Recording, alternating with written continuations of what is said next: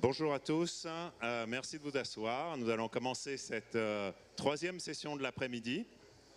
Merci de vous asseoir.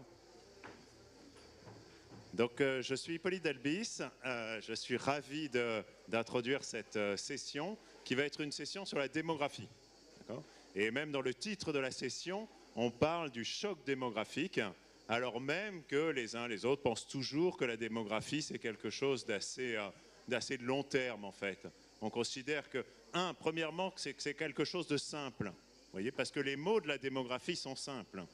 Lorsqu'on pense démographie, en fait, il y a trois variables. Vous voyez, pour ceux, moi qui suis un petit peu mathématicien, pour ceux d'entre vous qui êtes mathématiciens, on aime bien les modèles simples. Avec la démographie, vous avez un modèle simple. Vous voyez, il y a trois variables. Il y a la natalité, la mortalité et la migration. C'est fantastique. Lorsque vous pensez à l'économie, c'est d'une complexité à côté extrême. Et donc, on va parler de ces trois variables, entre guillemets, simples, mais qui ont des répercussions sur notre monde qui ne le sont pas.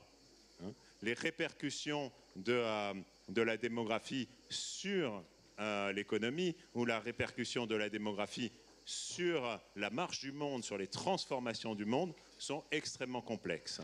Et elles sont en plus politiques. Alors avant d'introduire cette session, je voudrais simplement remercier nos invités.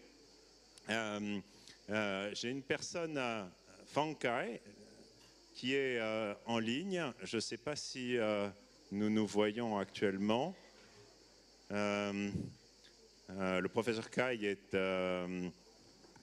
est à l'Académie des sciences sociales de Chine et voilà, il interviendra à distance. Donc pour l'instant, je n'ai pas le retour, mais j'espère que c'est quelque chose qui va se faire. J'ai aussi Pandu Shrahir. Bonjour Pandu, donc vous êtes entrepreneur d'Indonésie et c'est vrai que les relations, notamment entre l'Indonésie et la France, sont excellentes. On en parlait avant le début de cette session, et notamment sur la coopération militaire, mais pas seulement, sur la coopération énergétique aussi. Nous avons le plaisir d'avoir Paolo Artini. Vous êtes du programme des Nations Unies en fait, pour les réfugiés. Et bien sûr, et Madame Martine Vassal, merci d'être là. Donc vous êtes présidente de la métropole Aix-Marseille. Alors juste quelques chiffres. Vous savez, les démographes adorent parler de chiffres, adorent quantifier les phénomènes. C'est d'ailleurs la première science sociale qui les fait. Ça remonte aux tables de mortalité du XVIIe siècle. Et ça continue. Donc on commence toujours en fait la démographie par des chiffres. Et je pense qu'ils sont éclairants pour nous dire à quel point le monde va être transformé, va être façonné par les changements démographiques.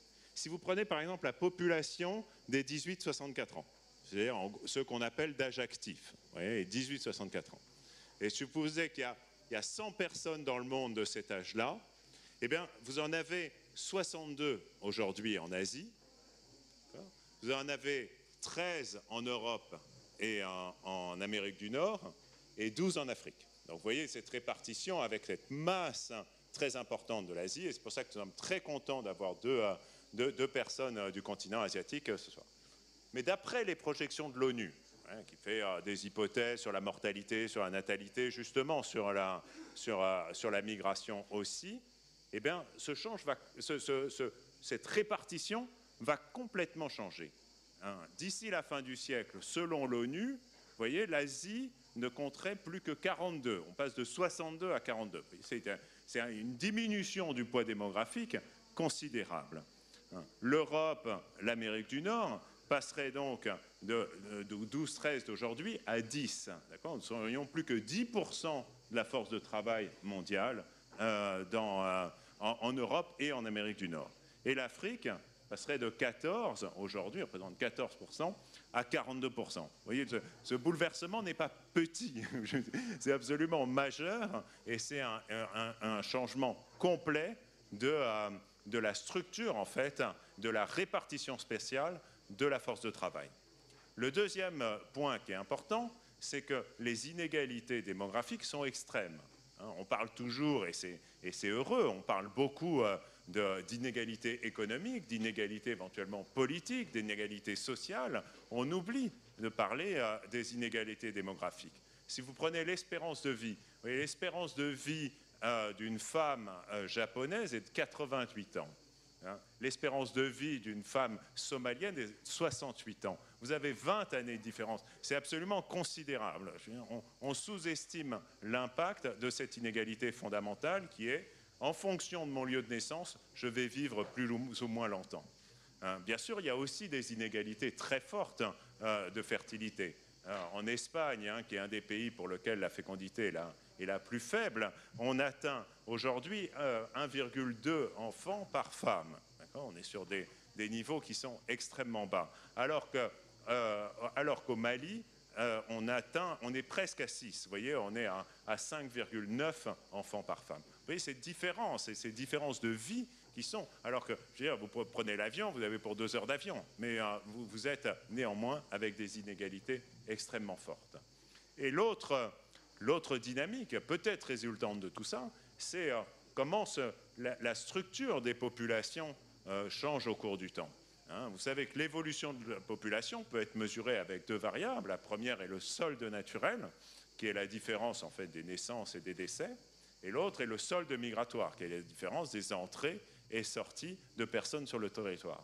Dans la plupart des pays riches, des pays de l'OCDE, si vous voulez, aujourd'hui, le solde migratoire est plus important que le solde naturel. C'est-à-dire que la dynamique démographique, l'évolution de la population, est plus portée par la dynamique migratoire que par la dynamique du solde naturel. Ça n'était pas le cas en France jusqu'à très peu de temps, mais c'est aujourd'hui le cas, notamment du fait de l'accroissement du nombre de décès consécutifs au vieillissement des générations du baby-boom. Et vous voyez, et donc le monde et les populations de tous les pays changent. Et il y avait une étude récente de l'INSEE qui disait que finalement, parmi les moins de 60 ans en France, chez les moins de 60 ans en France, pardon, un tiers de la population avait un lien avec l'immigration, qu'il soit lui-même immigré ou qu'il soit fils ou fille d'immigrés ou petit-fils ou petit-fille d'immigrés. Voilà. Ces phénomènes sont colossaux, ils sont finalement assez rapides et du fait de leur ampleur, ils ont des impacts sur la marche du monde et c'est exactement ça que nous voulons voir aujourd'hui. Donc je vais commencer avec Fang Kai, si on peut avoir la connexion. Est-ce que j'ai la connexion là? Yes, I can hear you. Oui, je vous entends. Enfin. Kai d'être avec nous. Donc vous allez nous parler de l'évolution en fait de la population chinoise et de la démographie chinoise.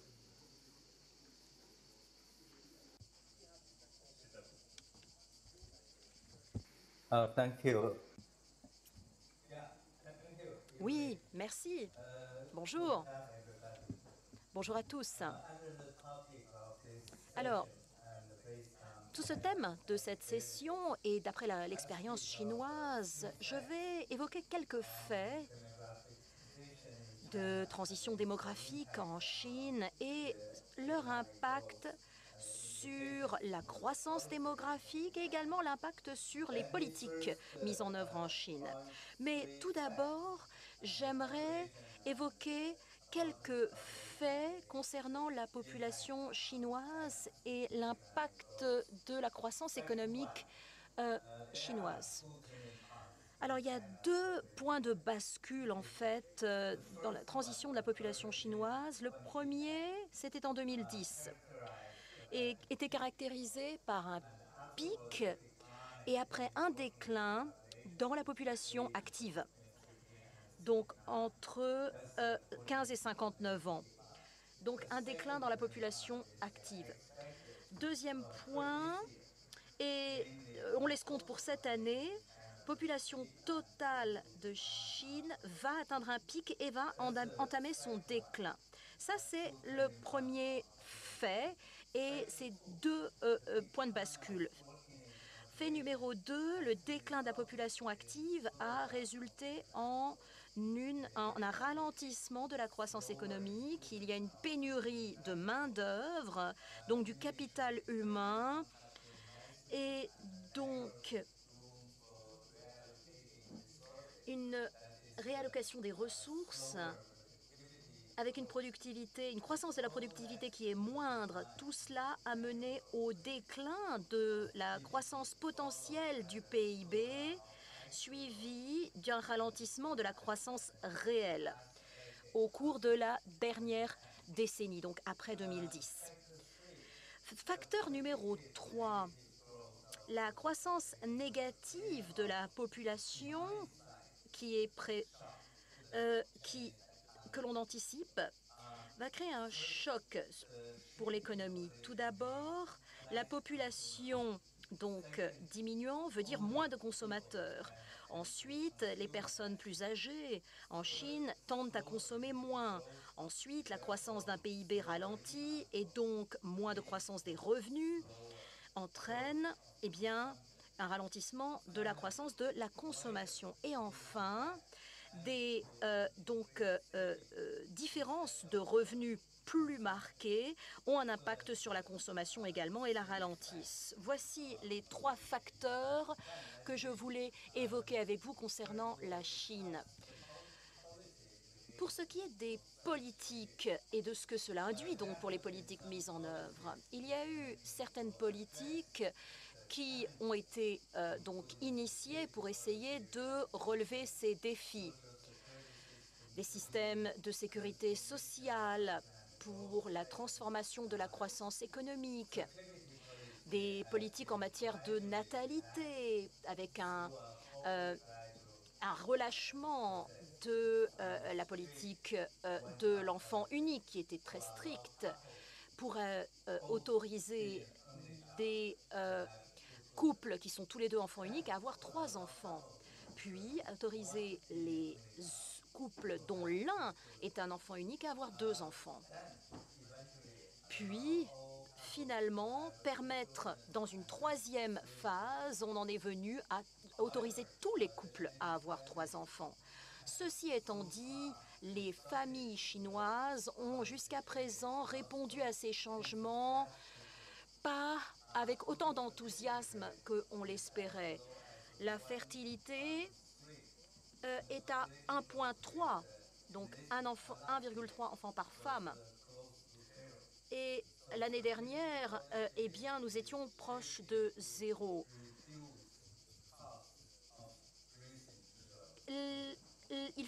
Les couples font très attention au coût de l'éducation d'un enfant. Par exemple, ils regardent de près les frais de garde d'un jeune enfant, les congés maternité, etc.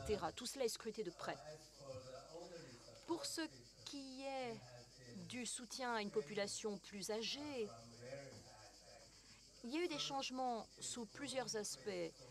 Tout d'abord, permettre des pensions plus développées et un système de pension et de retraite basé sur le travail et qui puisse bénéficier à tous les résidents, urbains ou ruraux, même ceux qui n'ont pas accumulé de droits lors de leur vie active.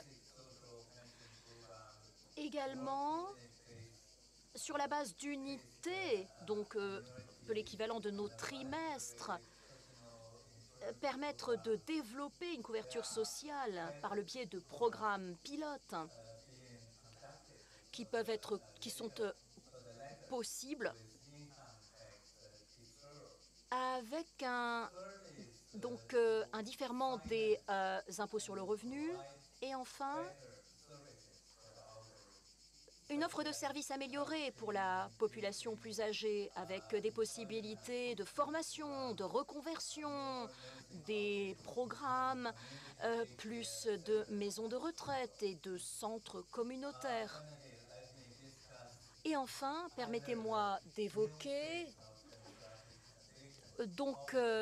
au cours de la dernière phase d'évolution démographique, comment l'économie chinoise a évolué au cours de la dernière décennie. Disons qu'il y a une loi générale, et comme l'expérience nous le montre partout,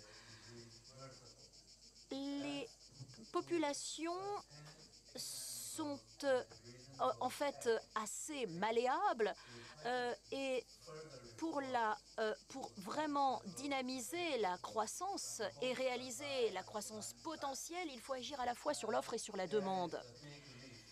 Il y a une longue liste de réformes qui peuvent générer du dividende et donc augmenter le taux de croissance. Je vais m'en tenir à un exemple pour montrer comment les réformes peuvent générer un dividende à la fois du point de vue de la demande et de l'offre. En Chine, nous avons, du point de vue organisationnel,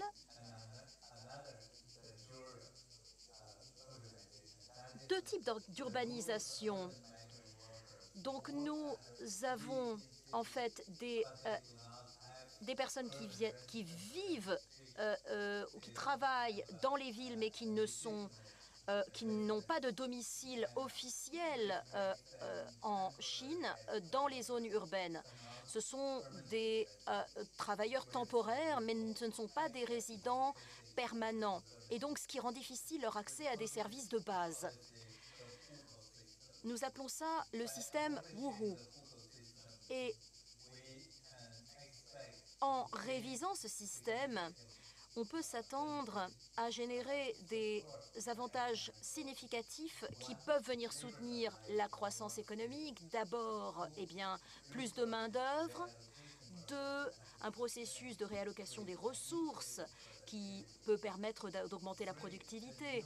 Troisièmement, pour les nouveaux venus, avec les dispositions de ce programme, qu'ils soient plus nombreux. Et la Chine et l'OCDE ont estimé que quand la main-d'œuvre rurale se déplace en ville, leur consommation augmente de 30%. Quand ils viennent s'enregistrer en tant que résidents permanents urbains, ils ont droit à ce programme, à ces services, et on note que leur consommation tend à s'accroître de 30%. Vous voyez là un potentiel de croissance économique à la fois du côté donc de l'offre, mais aussi de la demande. Et je vais m'arrêter ici, je vous remercie. Merci, monsieur. Une situation vraiment très particulière en Chine, avec cette population qui commence à décliner. C'est perçu comme étant finalement un problème, y compris un problème économique, alors même que les investissements nécessaires pour la protection sociale et pour l'économie sont importants. Et voilà. Et donc le fait que la question commence à se poser de savoir est-ce qu'il faut réformer le système notamment de migration interne et je trouve passionnante. Je vais me tourner vers vous, Pandu Chahir, et vous allez nous parler de l'Indonésie. Alors, quels sont voilà, et si on compare par rapport à la Chine, est-ce que finalement les enjeux sont les mêmes ou alors pas du tout? Maybe a bit different. Peut-être un peu différent quand même. Alors, j'ai 5 minutes. Je voudrais partager avec vous un petit peu mon parcours. Je suis un investisseur. Je viens d'Indonésie. Je ne sais pas si vous êtes familier de l'Indonésie. L'Indonésie, pour ceux d'entre vous qui ne le savent peut-être pas, c'est le 4e pays le plus grand du monde. Alors, pas en termes de PIB ou de parité de pouvoir d'achat, mais en novembre, c'est à Bali que le G20 se tiendra. Alors, je crois que vous êtes peut-être plus familier de Bali que du reste de l'Indonésie. Eh bien, Bali, c'est en Indonésie. Et alors, je voulais donc dire quelques mots sur l'Indonésie, mais aussi présenter en fait toutes nos condoléances à nos amis japonais pour le décès de Shinzo Abe. C'était vraiment un choc pour nous tous. Et pour tous ceux d'entre nous qui croient en la libre expression et qui croient que c'est là un droit fondamental, quand quelque chose d'aussi tragique intervient de cet événement aujourd'hui, je pense à tous nos amis japonais et j'espère qu'ils vont se remettre de cet événement qui a frappé leur pays tout entier. Mais je pense que pour ce qui est des différences par rapport à la Chine, je crois que nous sommes 10 ans en retard pour ce qui est de notre croissance économique. Mais il y a peut-être un point d'inflexion à faire. Notre moyenne d'âge est de 26 ans. Nous avons donc une population extrêmement jeune. 75% donc de très jeunes. 5,5% de croissance, peut-être 5% l'année prochaine. L'inflation est relativement faible, 4%. Donc nous avons en quelque sorte la situation inverse. Et avec cette population très jeune, certains économistes appellent ça bonus démographique. Alors oui, c'est un bonus, à court terme en tout cas, mais au moyen terme, ça peut être aussi un risque important pour nous en tant que pays. Et donc, entre nous et la France, il y a certains points communs dont vous êtes peut-être conscients ou non. Nous avons des liens de plus en plus forts entre l'Indonésie et la France. Et je crois que nous allons acheter 42 jets de la France. C'est plus de 30 milliards de dollars d'investissement. 3 sous-marins que nous allons également acheter à la France. Je crois que c'est plutôt pas mal en fait que les Australiens soient retirés. Ça nous permet, nous, de faire quelques acquisitions. Et nous achetons plus de satellites aussi, car nous pensons que les télécommunications vont devenir de plus en plus importantes. Et lors d'une dernière réunion du G7, entre notre président et votre président, nous voulions nous focaliser sur la transition énergétique. Et donc, après la COP 21, il y a 5 ou 6 ans, à Paris, l'Indonésie a déclaré qu'elle serait donc d'ici 2050 à zéro émission nette. Et il y a une discussion qui a lieu et j'espère que eh bien, nous allons d'un point de vue économique pouvoir unir nos efforts.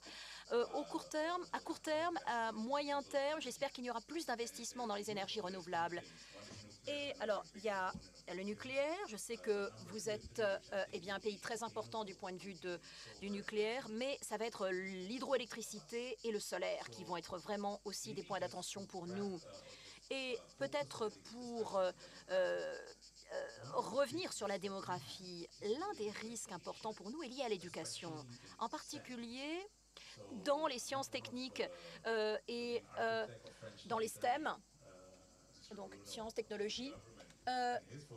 Et vous savez, on a besoin d'1 million d'ingénieurs en plus. Ça a été dit par un des... nous, il nous faudra 2 millions d'ingénieurs en plus formés. Pour cela, il faut vraiment une libre circulation des talents, qu'ils puissent avoir des visas, bénéficier de crédits d'impôt, par exemple, pour qu'il y ait une plus grande circulation de ces compétences et circulation des connaissances aussi. Au cours des 2-3 derniers jours, j'étais à Paris, j'ai discuté avec pas mal d'entreprises, voir comment nous pouvions investir pour permettre une plus grande circulation des talents vers l'Indonésie, mais aussi, je crois qu'au cours de nous avons beaucoup à apprendre de nos amis pour faire encore plus, en particulier pour ce qui est de l'intelligence artificielle et de la deep tech.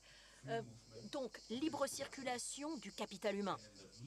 Et donc, à moyen terme, nous nous concentrerons de plus en plus sur le capital et la R&D pour nos universités. Ça va être une discussion structurelle sur l'éducation qu'il va nous falloir avoir. Je ne veux pas parler trop longuement parce que pour beaucoup d'entre vous, peut-être que vous vous dites d'accord, l'Indonésie est un très grand pays, population très jeune, bon, il y a des opportunités en termes de business, mais vous savez, l'Indonésie, c'est aussi un pays riche d'opportunités pour vous, pas seulement d'un point de vue économique, mais aussi en termes culturels.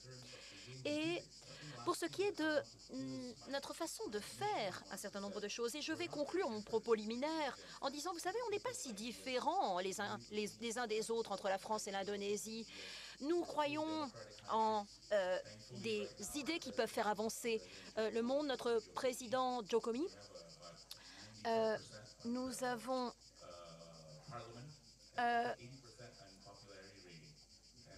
95% de popularité au Parlement et 80% dans l'opinion publique. Donc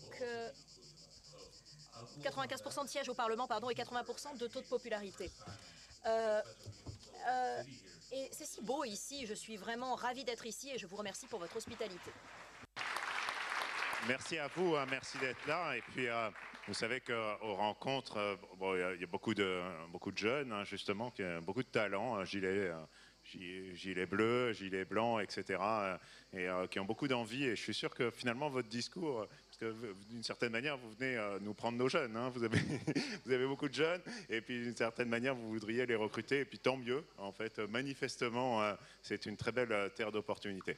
Alors après, voilà, les difficultés finalement du vieillissement de la Chine, les difficultés de la jeunesse finalement indonésienne, hein, qui est un pays jeune mais qui manque finalement de compétences, hein, c'est bien ça la question.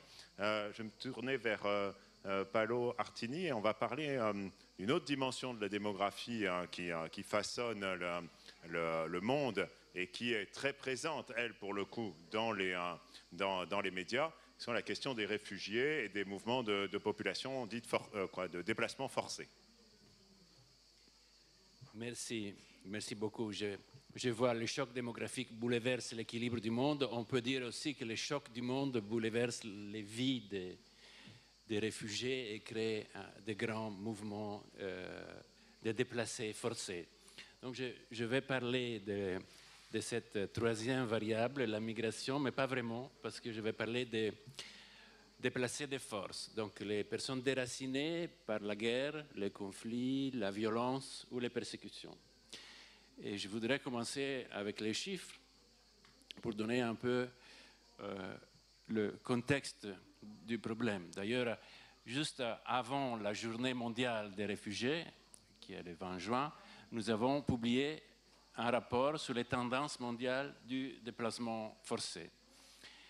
Et le chiffre montre qu'on est arrivé à plus de 89 millions de personnes qui sont déplacées de force dans le monde. Donc une personne sur 88 personnes est déplacée de force. C'est une augmentation de 8%. Je parle de 2021 par rapport à l'année précédente, 2020. Et dans 10 ans, le chiffre a doublé. Donc imaginez la progression, l'augmentation des déplacés de force. Si on regarde qui sont les déplacés de force, il y a les réfugiés, effectivement, ceux qui ont quitté leur pays. On parle de plus de 27 millions de réfugiés dans le monde. Et il y a des grands pays d'accueil, un peu dans tous les continents, la Turquie, la Colombie, le Pakistan, l'Ouganda, etc. Et il y a des pays d'origine. En effet, plus de 2/3 des personnes arrivent de 5 pays d'origine. Donc, il y a le Venezuela, il y a l'Afghanistan, il y a le Soudan du Sud, il y a le Myanmar et la Syrie. Donc, ce sont les 5 pays qui produisent le plus de réfugiés. Oui, c'est important parce que je parle de 2021, mais je vais arriver à 2022 parce que voilà, la crise ukrainienne est arrivée juste après. Mais pour rester un petit moment sur la démographie du déplacement forcé en 2021, il y a après une grande population de déplacés à l'intérieur de leur pays. Donc plus de 53 millions de personnes. Et là, on peut voir les bouleversements, les confrontations en Birmanie comme facteur d'instabilité, les tensions dans les Sahel, les conflits en Éthiopie, dans les Tigrés. Tout ça provoque des mouvements des populations. Mais c'est vrai, le monde a changé. On a eu en 2022 la crise la plus rapide, en effet, des réfugiés et des déplacés depuis la Deuxième Guerre mondiale. Et donc, suite à cette crise, on est arrivé en mai 2022 à dépasser le chiffre symbolique de 100 millions de déplacés de force dans le monde. Donc, c'est un nombre énorme de personnes. Et la crise, il ne faut pas oublier aussi que la crise ukrainienne a eu un impact sur les autres crises qui continuent en Afghanistan comme en Afrique, à travers l'augmentation des prix des denrées alimentaires, à travers l'augmentation des prix des biens de première nécessité. Donc, il y a eu une forte progression du déplacement forcé. Et malheureusement, il y a aussi une combinaison entre tous ces facteurs. Il y a eu aussi la pandémie, mais aussi la crise climatique, qui est un facteur qui se combine avec les déplacements forcés et va exacerber les déplacements forcés. Par exemple, dans ces moments, nous avons en Afrique de l'Est un gros problème de sécheresse, mais encore une fois, le problème alimentaire est exacerbé par la crise ukrainienne. Donc, une combinaison de facteurs qui va et continue à augmenter la dimension du déplacement forcé. Comme l'a dit le haut-commissaire pour les réfugiés, Filippo Grandi, si la communauté internationale ne fait pas quelque chose pour résoudre les conflits, pour trouver des solutions, cette augmentation va continuer. Donc, c'est vraiment un problème extraordinaire avec lequel les humanitaires en ce moment sont confrontés.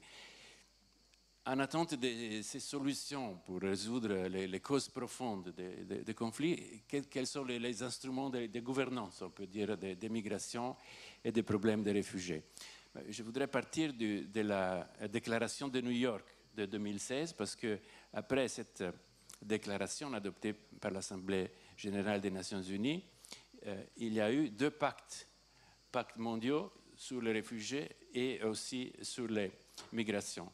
Et le pacte mondial sur les réfugiés est très important parce qu'il est basé sur la Convention de Genève de 1951, mais met l'accent sur la nécessité de partager les responsabilités. Parce que n'oublions pas que la grande majorité des réfugiés sont dans des pays qui sont en développement ou avec des revenus intérimaires ou moyens.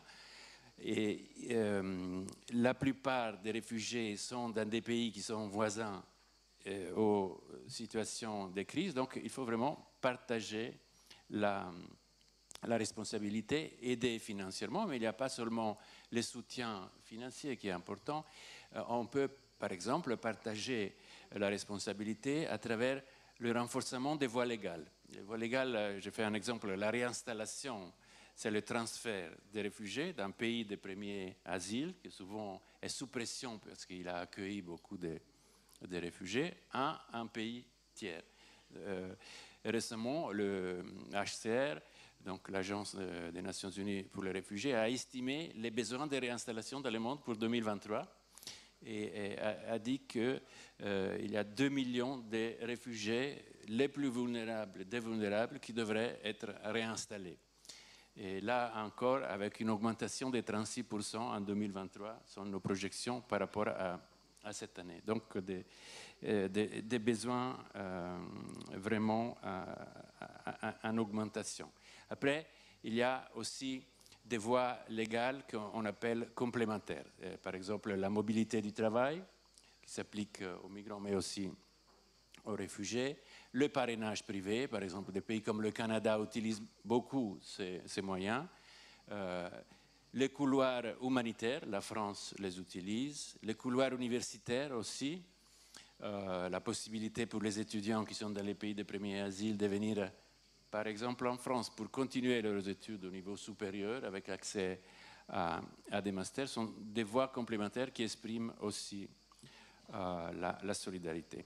Après, au niveau de la gouvernance, il faut dire qu'il y a aussi la mauvaise gouvernance ou la non-gouvernance de flux. Il y a beaucoup de phénomènes qui nous préoccupent. Par exemple, l'instrumentalisation des migrants et des réfugiés qu'on a vu ces temps pour des raisons géopolitiques, ou l'externalisation des responsabilités de l'asile, c'est-à-dire se débarrasser des obligations de protéger les réfugiés et dire non, c'est quelqu'un d'autre, un autre pays qui doit s'en occuper. Ou encore le mur législatif, le mur physique, les pushbacks aux frontières externes, par exemple, de l'Union européenne. Donc, au niveau de la gouvernance, il y a des solutions, mais il y a aussi des gros défis. Je veux terminer sur une des solutions, et je pense beaucoup de pays ont compris que la meilleure façon pour trouver des solutions et gérer le problème des réfugiés, c'est à travers l'intégration par le travail.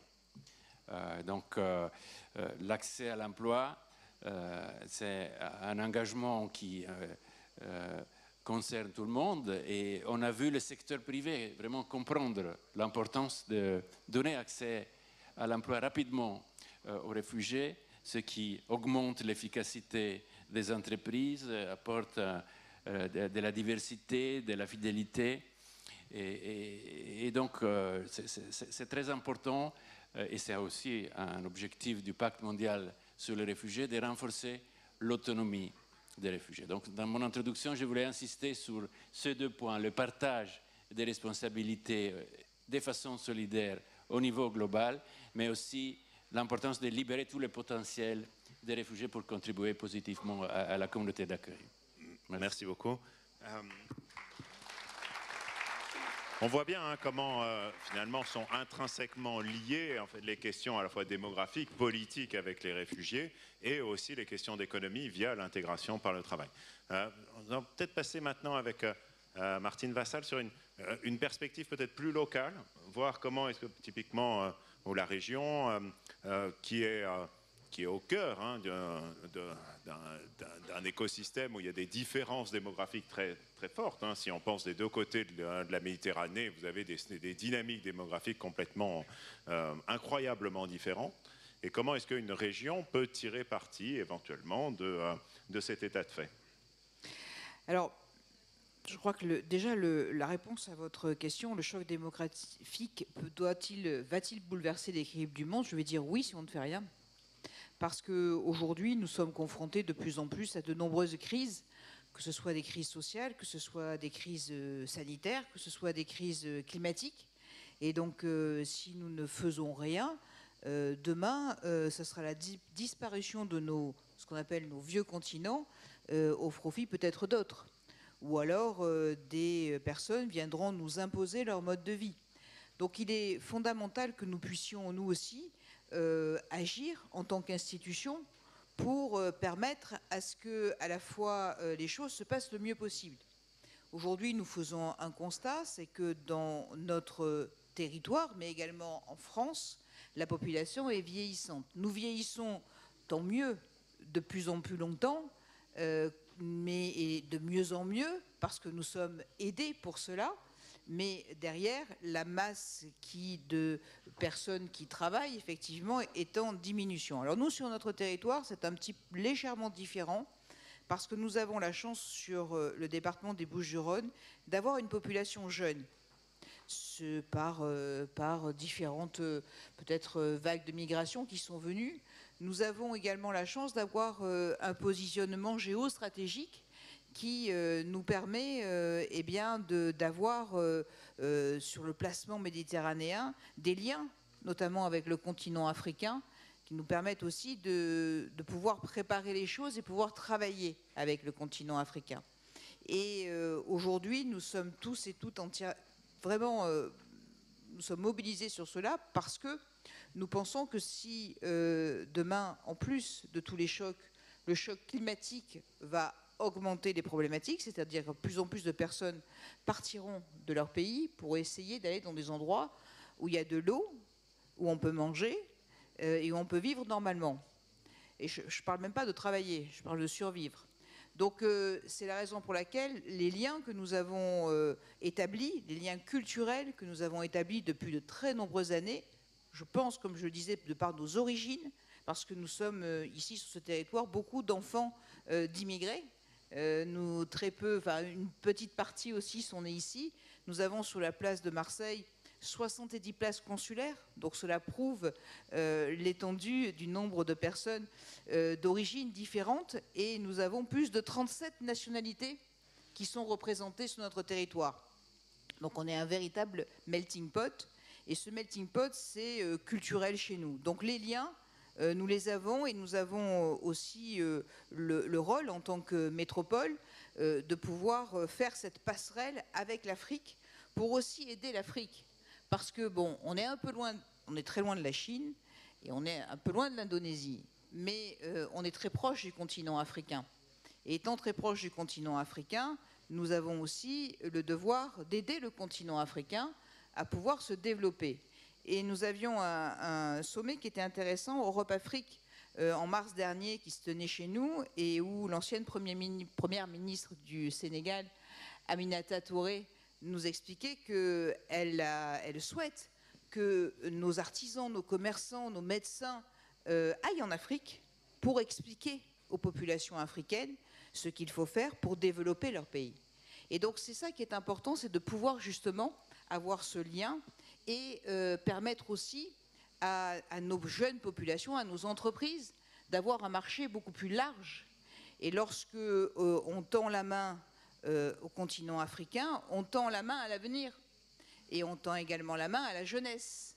Parce que cette jeunesse, lorsqu'elle est obligée de partir de chez elle, lorsqu'elle prend ses bateaux sur des embarcations sommaires, qu'elle traverse la Méditerranée au risque de mourir à toutes les vagues qu'elle rencontre, eh bien, ça prouve bien qu'il y a un problème en Afrique, qu'il faut aider ces Africains à le résoudre, mais qu'aussi derrière, nous, il faut que nous ayons des structures qui nous permettent de dire à ces personnes qui arrivent, il faut aussi qu'on les aide. Et la difficulté que nous avons aujourd'hui, c'est ce lien avec aussi, et je suis ravie que vous soyez là aujourd'hui pour être aussi un peu notre porte-parole institutionnelle, pour nous dire que nous sommes très volontaires, mais qu'à un moment, nous voulons aussi aider ceux qui sont de l'autre côté de la Méditerranée. Mais pas uniquement les aider dans la formation, parce que ça, on peut le faire, mais également dans le mode de vie. Parce que quand on est en face dans la Méditerranée et qu'on est dans une ville qui est très urbanisée, où il n'y a pas de station d'épuration, où il n'y a pas de gestion des déchets, eh bien tout ça, si ça va à la mer, ben, ça vient aussi de l'autre côté de la Méditerranée. Donc c'est un travail très important de lien qu'il faut faire. Il faut établir des ponts, des passerelles. Alors ce matin, on disait des ponts et des passerelles à double sens. Que ne soit pas uniquement pour nous d'aller chercher des implantations pour nos entreprises en Afrique, mais également pour les Africains de venir chercher aussi le savoir-faire. Alors, on a commencé un peu avec l'Indonésie. Je pense qu'avec l'Indonésie aussi, on a beaucoup de choses à faire. On a beaucoup de liens. Et c'est vrai que ces liens, il faut les multiplier. La Chine, aujourd'hui, se retrouve un peu dans notre configuration, puisqu'elle a aussi une diminution importante de sa population. Cette diminution importante de sa population, qui est allée bien plus vite que la nôtre, nous montre le chemin qu'il ne faut pas suivre. Parce que si nous continuons à avoir une population vieillissante, eh bien malheureusement, nous arriverons à un moment où nous ne pourrons plus payer les prestations sociales de nos anciens. Et donc aujourd'hui, notre système est très bien fait, mais il est fait sur le fait que les gens qui travaillent payent les retraites de ceux qui y sont. Et si demain nous n'avons plus, effectivement, si nous n'avons plus de jeunes, nous n'avons plus de gens qui travaillent, ben d'ailleurs ça va être compliqué pour le reste. Donc c'est vraiment un partenariat qu'il faut que nous fassions à l'échelle mondiale, et non pas à l'échelle microscopique des territoires, pour que nous puissions à la fois aider ceux qui veulent se développer et également nous permettre d'avoir une continuité et que nos enfants puissent avoir le choix. Et moi, j'insiste systématiquement sur cela. Nos enfants et nos petits-enfants doivent avoir le choix de pouvoir rester sur la terre qui les a vus naître ou alors d'aller vivre ailleurs. Et il faut que ces liens soient de plus en plus développés. Donc nous, c'est vrai que dans les institutions, on travaille avec les jeunes, on travaille beaucoup avec les jeunes. Là, j'ai des conseillers métropolitains jeunes qui m'ont accompagné aujourd'hui. C'est notre avenir. Ils sont là pour nous aider aussi à prendre des décisions, parce que c'est vrai que dans nos pays, les décisions, ça met du temps à se concrétiser. Mais aussi, nous avons le devoir de travailler avec les personnes que nous appelons du bel âge. Nous avons considéré qu'à partir de 60 ans, les personnes rentraient dans ce qu'on appelle le bel âge. Parce qu'il faut aussi les aider, parce que ce sont des personnes qui ont beaucoup donné à la société, qui ont apporté leur contribution, et il faut aussi qu'on soit à leur côté. Et le nombre de personnes vieillissantes, automatiquement, nous allons en avoir de plus en plus à charge, comme je le disais dans mon propos introductif. Donc c'est vraiment un challenge à mener tous ensemble, que ce soit en Asie, mais que ce soit en Afrique et que ce soit en Europe, et bien sûr avec les États-Unis qui ne peuvent pas rester tout seuls de leur côté, et ils seront aussi confrontés aux mêmes problématiques que nous.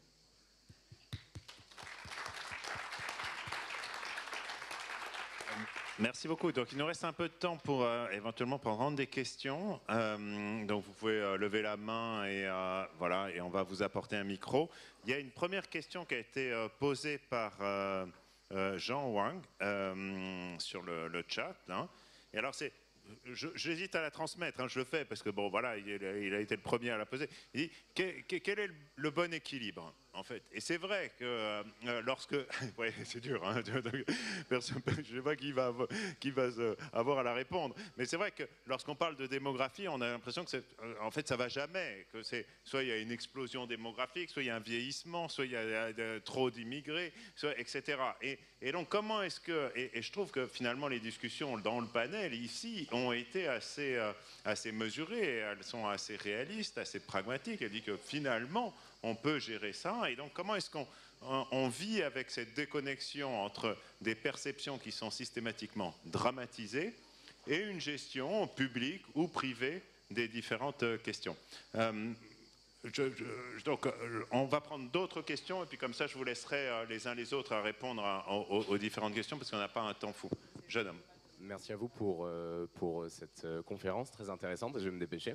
J'ai une question surtout pour Monsieur Artini, je pense.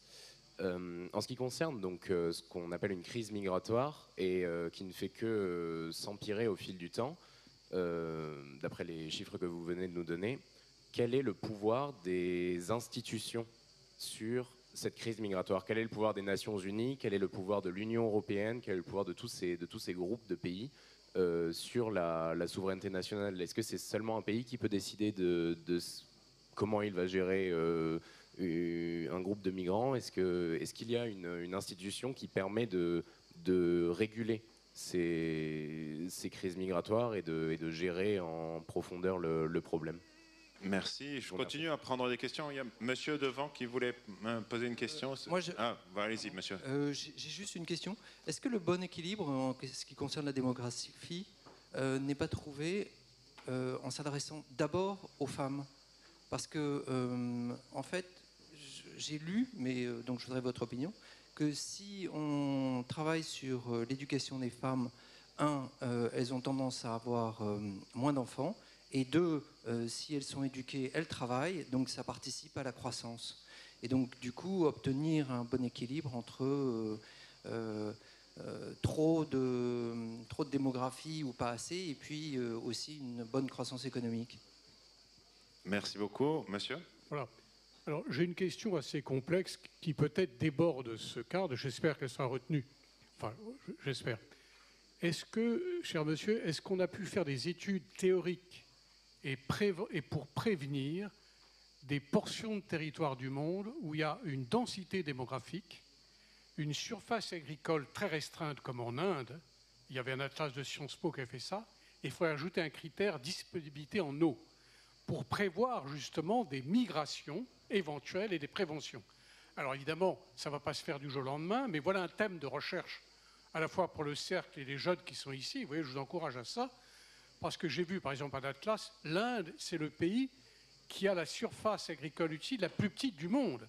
Et si vous combinez au manque d'eau, on aura des migrations. Regardez, il y a 3 ans, il y avait un article dans un journal qu'on connaît, où il n'y a plus d'eau, ben les gens se mettent en marche. Où est-ce qu'ils s'arrêtent? Ils sont déplacés, mais un jour, ils seront réfugiés. Et ça, c'est quelque chose qui était impensable il y a 10-15 ans, parce que j'ai quand même une expérience. Hein. Maintenant, on le voit. Et demain et après-demain, on va certainement être confronté là-dessus, et on dira, bah oui, on n'avait pas l'outil prévisionnel, on n'a pas les moyens. Et je sais qu'aucun d'entre nous n'aura les moyens ici. Mais si quelqu'un ne commence pas à réfléchir là-dessus, vous verrez ce qu'on aura dans les 10-15 ans à venir.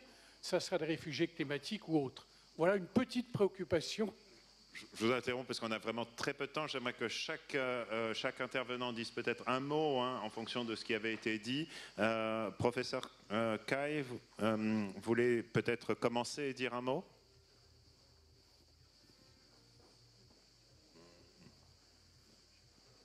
Oui. The violence. Oui. You know, we have so many challenges.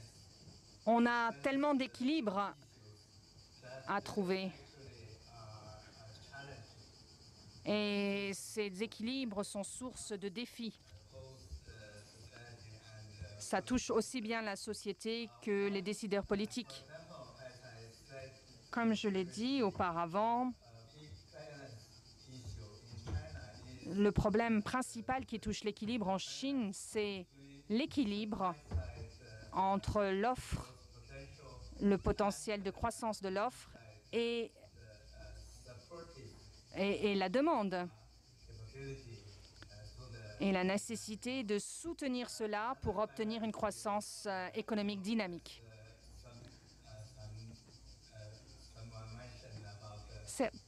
Quelqu'un a mentionné la question de l'égalité des sexes. Les gens ont tendance à avoir plus d'enfants aujourd'hui en Chine.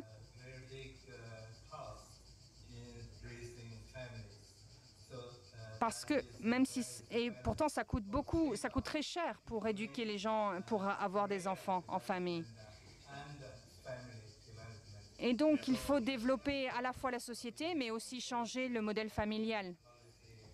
La politique gouvernementale, la société, mais aussi les entrepreneurs peuvent apporter leur pierre à cet édifice pour trouver le bon équilibre entre le développement familial et les problèmes démographiques. Les panélistes puissent dire un mot, là on est arrivé à la fin. Pandou peut-être? Yeah, just very quickly. Pour chaque pays en Indonésie, pour ses citoyens, je pense que la chose la plus importante aujourd'hui, surtout avec la guerre en Ukraine, c'est la sécurité énergétique, la sécurité alimentaire, l'eau et les denrées alimentaires. Mais ça, c'est court-termiste comme vision. Ça, on le comprend maintenant. Mais il y a aussi le pouvoir de nos citoyens, parce qu'à la fin, même pour moi, quoi que je fasse aujourd'hui, ce que je fais, c'est simplement tisser des liens et je construis des passerelles pour mes frères et sœurs qui sont plus jeunes, pour mes enfants. Tout ce que nous faisons, c'est pour la génération future. Nous ne sommes là que pour construire des passerelles. Donc cette discussion a été très utile, très fascinante. Je voudrais vous remercier tous pour avoir partagé vos opinions et pour avoir mieux compris nos différences. Oui, rapidement, sur le bon équilibre, il faut d'abord savoir que le monde est déséquilibré. Donc, il faut vraiment soutenir et donner un soutien pour toutes les crises, pas seulement l'Ukraine, mais ne pas oublier les autres crises des réfugiés. Mais il y avait une question sur ce que les États, les institutions peuvent faire. Et je pense que la crise ukrainienne a montré qu'à travers l'activation de la protection temporaire, à travers les plateformes de solidarité, des solutions sont possibles. Le problème que Martin Vassal évoquait, le secours en mer, le débarquement, là aussi, à travers solidarité, c'est possible de trouver des solutions. Le dernier mot qui demanderait d'être développé sur la prévisibilité, c'est aussi important de prévoir les mouvements déplacés. Il y a des facteurs qui peuvent être étudiés en regardant les tensions entre les éleveurs, les agriculteurs, la disponibilité de l'eau, et donc c'est très important pour se préparer au déplacement du futur. Merci beaucoup. Martine Vassal, le mot de la fin peut-être? Oui, c'est une lourde charge, en tout cas merci. Moi je pense que c'est pas tout à fait une solution peut-être que les femmes soient toutes éduquées, entre guillemets, parce qu'elles le sont beaucoup ici, et justement la natalité baisse, parce que de plus en plus elles font des études, elles ont des enfants de plus en plus tard, et c'est un petit peu plus compliqué. Donc je pense que l'équilibre est très difficile à trouver. Je ne crois pas que nous puissions définir un équilibre aujourd'hui. Je pense qu'il faut que nous ayons livré des bonnes pratiques. Et ces bonnes pratiques, il faut que nous commencions à les appliquer nous-mêmes et que nous soyons exemplaires dans la gestion du quotidien et dans cette appréhension qui est très importante de l'acceptation de l'autre dans sa différence. Et à mon avis, les éléments qui peuvent être importants sont des éléments qui sont peut-être des fois un peu futiles, notamment au niveau de la culture. Et le fait de pouvoir créer des liens culturels avec les différents pays sont des ponts et des passerelles qui peuvent permettre de mieux connaître l'autre et de mieux l'aider à appréhender ces difficultés qu'il a chez lui. Et je crois que c'est ça le problème et notre challenge de demain, ça va être de permettre à ceux et celles qui sont sur leur terre de naissance, eh bien de pouvoir rester sur leur terre de naissance. Nous sommes en train de travailler au niveau de notre territoire sur ce que j'appelle la souveraineté énergétique, la souveraineté alimentaire. C'est justement parce que nous voulons, pour éviter les gaz à effet de serre notamment, pouvoir permettre aux personnes qui sont sur place de pouvoir être, entre guillemets, indépendantes, ce qui n'est pas le cas aujourd'hui. Donc je pense que le pourcentage est compliqué, mais moi j'ai foi en l'ONU. Et je pense que c'est l'ONU qui doit faire ce lien global sur la totalité de la planète et que chacun doit avoir la volonté d'avoir de bonnes pratiques. Bon, merci beaucoup.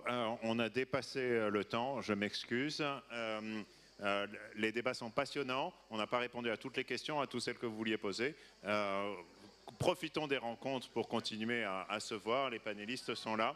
Je vous remercie tous et je vous remercie, vous le public, pour votre attention.